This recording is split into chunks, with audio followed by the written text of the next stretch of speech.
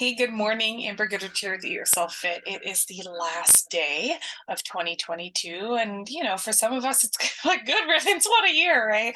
Um, in general, at the end of the year, there are kind of like two groups of people. There are those who are like, nah, it's just another day, not a big deal. And there are other people who are like, new year, new me, woo, right?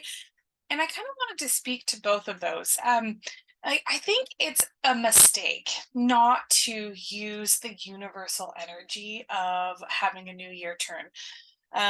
It's the end of an annual cycle. It's the perfect time to sit down and reflect and take a minute to look at who you were and the challenges that you had through the seasons and how you responded to those and what went right and what didn't go quite the way you wanted it to and what we can plan for in the future to try to make changes.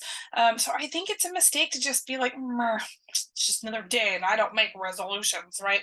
And I also think it's a mistake to be like, you knew me. That's like going hard, going fast, and burning out real fast, right? So I think it's important for us to take time right now to reflect, right? The only way we can really truly grow is to reflect, get a little introspective and analyze how things have gone. Take a moment to think about who you are and who you want to be and what did you do this last year to support what your future self, what you want that to look like. And I think it's important to use this time to really do that reflection and also set goals moving forward.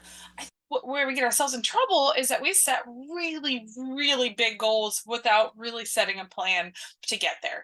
And like this is, I'm in the health and fitness industry at this point, so it's a big time for the industry, right? Everybody's gonna like, we've got these new Year resolutions and I'm going to lose 20 pounds and I'm going to go from not working out at all till all of a sudden I'm committing to 5 days a week, and you betcha, right?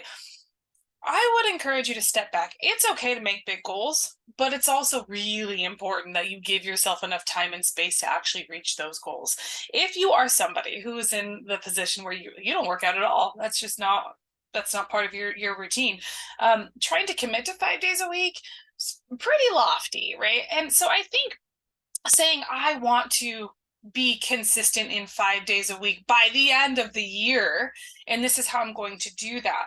That is perfectly reasonable. But I think to start off saying in January, I'm going to start 5 days a week, that is no longer reasonable. You're asking a whole lot out of yourself. Okay. So, what I encourage you to do is pick a goal. And if it's lofty, that's great. But give yourself enough time and enough space to actually reach it. If it's, I want to start moving my body at least 5 days a week, that's fabulous. If you're sitting at 0 days a week right now, why don't you start with 1 day a week in January? 1 day.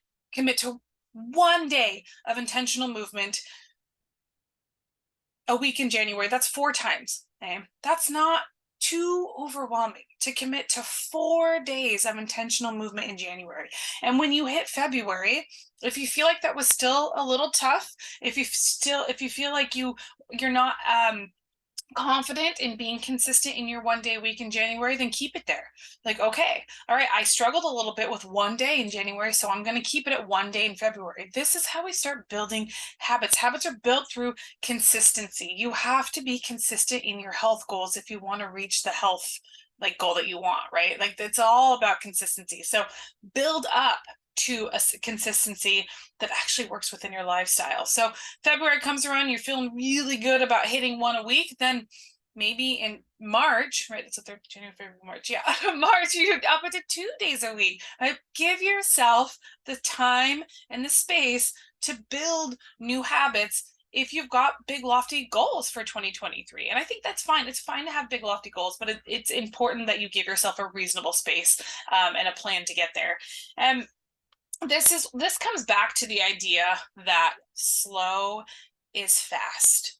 Slow is fast. It's a motto that I'm living my own life by. Slow is fast. What does that mean? The fastest way to get somewhere permanently is to do it properly. And if you're going to do something properly, a lot of the times that means you have to give yourself the time to do it right the first time. Does that make sense?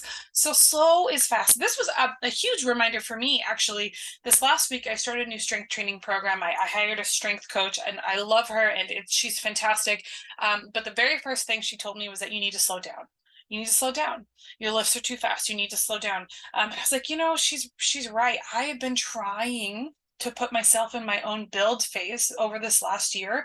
I was minorly successful, but I wanted bigger results, more results. So I hired a strength coach to help me do that, right? Even coaches need coaches. And her very first assessment of me was that you need to slow down. And it was a beautiful reminder that slow is fast. So don't rush the process. Okay. Give yourself the space to reach your goals in an adequate amount of time by slowing down and doing it right. Nobody wants the yo-yo. It's not fun. Okay, so balls to the walls, yay! But then you'll burn out. Okay, or you'll end up disappointing yourself. Like, oh, I told myself I was gonna do 5 days a week and I couldn't do it, and now I'm just the worst. No, you just had a bit of a lofty goal. Hey, let's dial it back a little bit and take baby steps to get there. Okay, so that's what I want you to do today is create, if you are one of those, like, I have a New Year's resolution, make it reasonable, give yourself the time and space so that you're not disappointing yourself with unreasonable expectations. And man, here's to 2023. I hope 2023 brings you hope and happiness and better health. Until next time, you guys eat more, eat well, eat happy. Bye.